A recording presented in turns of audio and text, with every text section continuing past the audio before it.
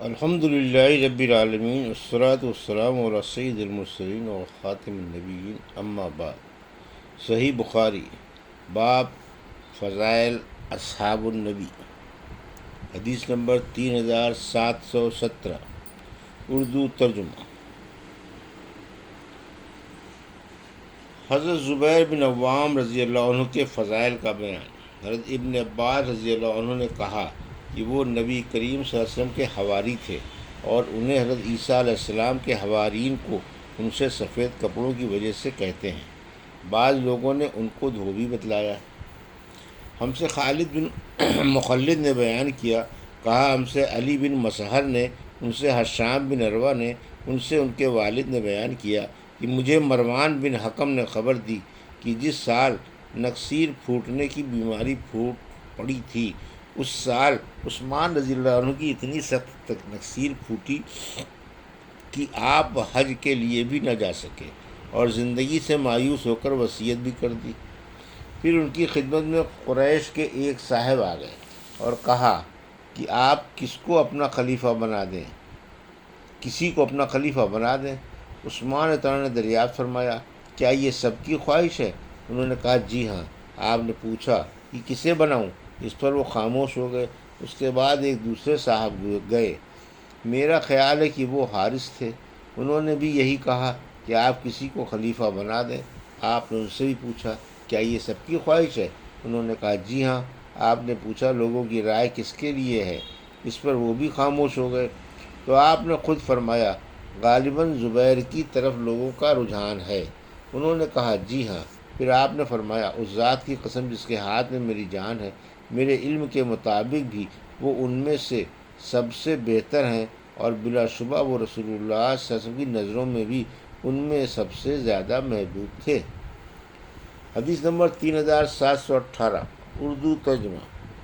مجھ سے عبید بن اسماعیل نے بیان کیا، کہا ہم سے اسامہ نے بیان کیا، ان سے حشام نے، انہیں ان کے والد نے خبر دی کہ میں نے مروان سے سنا کہ عثمان رضی اللہ عنہ کی خدمت میں موجود تھا کہ اتنے میں ایک صاحب آئے اور کہا کہ کسی کو آپ خلیفہ بنا دیجئے۔ آپ نے دریافت فرمایا، کیا اس کی خواہش کی جا رہی ہے؟ انہوں نے بتلایا جی ہاں۔ حضرت زبیر کی طرف لوگوں کا رجحان ہے۔ آپ نے اس پر فرمایا، ٹھیک ہے، تم کو بھی معلوم ہے کہ وہ تم میں بہتر ہے۔ آپ نے 3 مرتبہ یہ بات دہرائی۔ حدیث نمبر 3719، اردو ترجمہ۔ ہم سے مالک بن اسماعیل نے بیان کیا، انہوں نے کہا ہم سے عبدالعزیز نے بیان کیا جو ابو سلمہ کے صاحبزادے تھے، ان سے محمد نے بیان کیا، ان سے محمد بن منقدر نے بیان کیا، اور ان سے حضرت جابر رضی اللہ عنہ نے بیان کیا کہ نبی کریم صلی اللہ علیہ وسلم نے فرمایا، ہر نبی کے حواری ہوتے ہیں، اور میرے حواری زبیر بن عوام ہیں۔ حدیث نمبر 3720، اردو ترجمہ۔ ہم سے احمد بن محمد نے بیان کیا، کہا ہم کو حشام بن عروہ نے خبر دی، انہیں ان کے والد نے، اور ان سے حضرت عبداللہ بن زبیر رضی اللہ عنہ نے بیان کیا کہ جنگ احزاب کے موقع پر مجھے اور عمر بن ابی سلمہ کو عورتوں میں چھوڑ دیا گیا تھا، کیونکہ یہ دونوں حضرات بچے تھے۔ میں نے اچانک دیکھا کہ حضرت زبیر رضی اللہ عنہ آپ کے والد اپنے گھوڑے پر سوار بنی قریظہ یہودیوں کے ایک قبیلے کی طرف آ جا رہے ہیں۔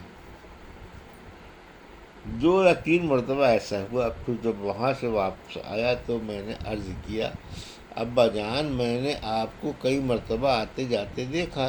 انہوں نے کہا، بیٹے، کیا واقعی تم نے بھی دیکھا تھا؟ میں نے عرض کیا جی ہاں۔ انہوں نے کہا، رسول اللہ صلی اللہ علیہ وسلم نے فرمایا تھا کہ کون ہے جو بنو قریظہ کی طرف جا کر ان کی نقل و حرکت کے متعلق اطلاع میرے پاس لا سکے۔ اس پر میں وہاں گیا، اور جب میں خبر لے کر واپس آیا تو آن صلی اللہ علیہ وسلم نے فرط مسرت میں اپنے والدین کا ایک ساتھ ذکر کر کے فرمایا کہ میرے ماں باپ تم پر فدا ہوں۔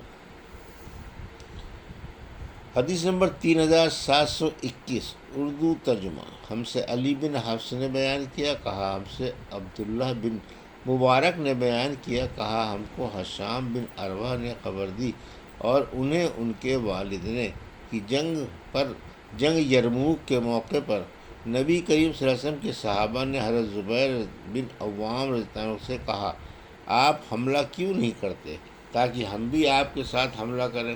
چنانچہ انہوں نے ان پر رومیوں پر حملہ کیا۔ اس موقع پر رومیوں نے آپ کے 2 کاری زخم شانے پر لگائے۔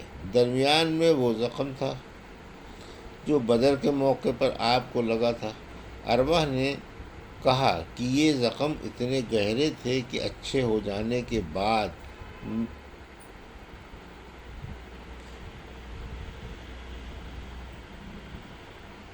میں بچپن میں ان زخموں کے اندر اپنی انگلیاں ڈال کر کھیلا کرتا تھا۔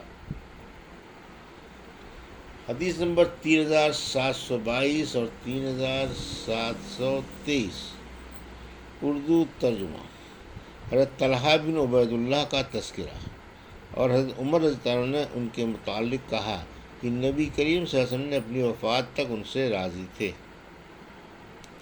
مجھ سے محمد بن ابی بکر مقدمی نے بیان کیا، اب سے معتمر نے ان سے ان کے والد نے ان سے ابو عثمان رضی اللہ عنہ نے بیان کیا کہ بعد ان جنگوں میں جن میں رسول اللہ صلی اللہ علیہ وسلم شریک ہوئے تھے، احد کی جنگ میں طلحہ اور سعد رضی اللہ عنہ نے سوار کے سوا اور کوئی باقی نہیں رہا تھا۔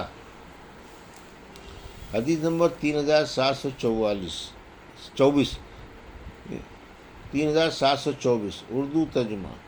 ہم سے مسدد نے بیان کیا، کہا ہم سے خالد نے بیان کیا، ان سے خالد بن ابی خالد نے، ان سے قیس بن ابی حازم نے کہ میں نے طلحہ رضی اللہ عنہ کا وہ ہاتھ دیکھا ہے جس سے انہوں نے رسول اللہ صلی اللہ علیہ وسلم کی جنگ احد میں حفاظت کی تھی کہ وہ بالکل بیکار ہو چکا تھا۔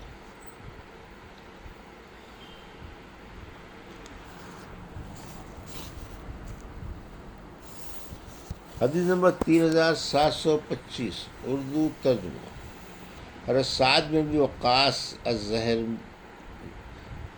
الزہری کے فضائل کا بیان۔ بنو زہرہ نبی کریم صلی اللہ علیہ وسلم کے ماموں ہوتے تھے۔ ان کا اصل نام سعد بن مالک ہے۔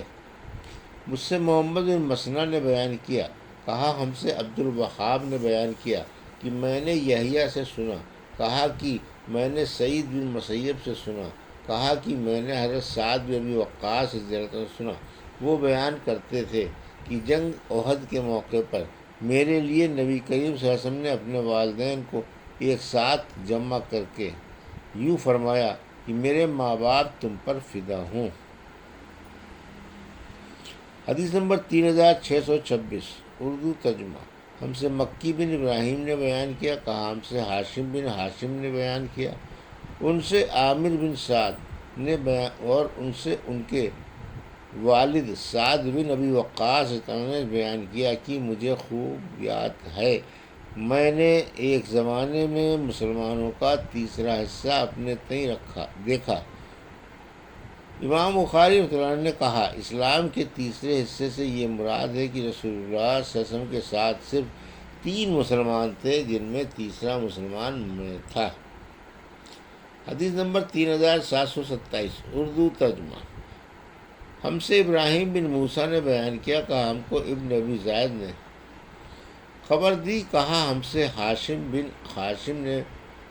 بن عتبہ بن ابی وقاص نے بیان کیا، کہا کہ میں نے سعید بن مسیب سے سنا، کہا کہ میں نے حضرت سعد بن ابی وقاص سے سنا، انہوں نے کہا کہ جس دن میں اسلام لایا اسی دن دوسرے سب سے پہلے اسلام میں داخل ہونے والے حضرات صحابہ بھی اسلام میں داخل ہوئے ہیں، اور میں 7 دن تک اسی طور پر رہا کہ میں اسلام کا تیسرا افراد تھا۔ ابن ابی زائدہ کے ساتھ اس حدیث کو ابو اسامہ نے بھی روایت کیا ہے، کہا کہ ہم سے ہاشم نے بیان کیا۔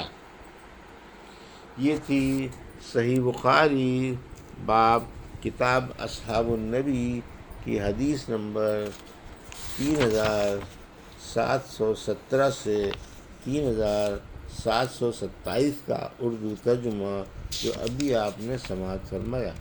اللہ سے دعا ہے کہ اللہ ہمیں ان حدیثوں کی صحیح سمجھ عطا فرما اور ان پر عمل کرنے کی توفیق عطا فرما۔ آمین یا رب العالمین۔